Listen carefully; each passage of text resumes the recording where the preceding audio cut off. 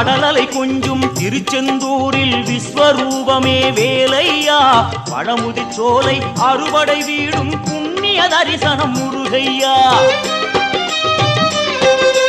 திருநீர் அணிந்து வரும் போது நெஞ்சில் நிம்மதி பிறக்குது கந்தையா சுகனே சிவனார் மகனே உன்னை பாட பாட சுகமாகுதையா வேல் முருகா அரோகரா அரோகரா வேல்